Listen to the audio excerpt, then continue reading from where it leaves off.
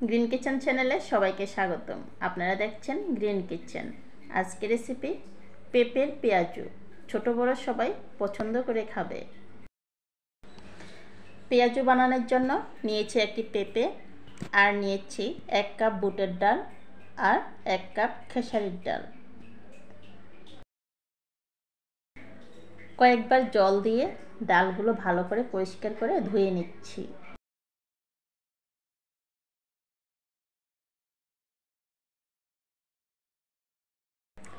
এভাবে কয়েকবার পরিষ্কার করে ধুয়ে নেওয়ার পর জল দিয়ে ভিজিয়ে রাখবো 1 ঘন্টা।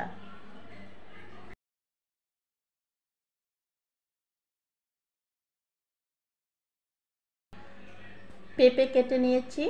পেঁপেগুলো ঠিক এরকম কুচি করে কেটে নিতে হবে।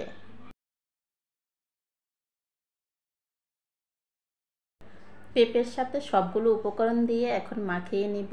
প্রথমে নিয়েছি পেঁয়াজ কুচি আর মরিচ কুচি, আর নিয়েছি বেটে রাখা ডাল।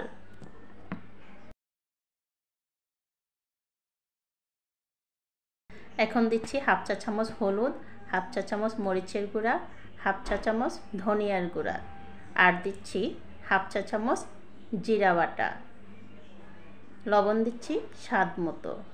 সবগুলো উপকরণ একসাথে ভালো করে মিশিয়ে নিব।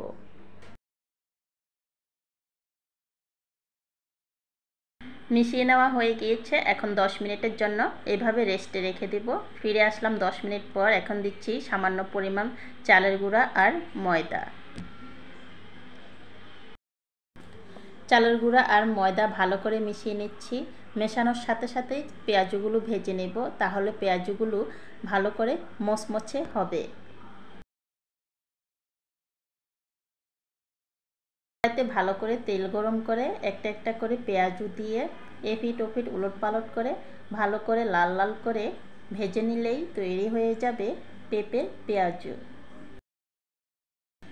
সুপ্রিয় দর্শক, ভেজে নিয়েছি পেঁপের পেঁয়াজু।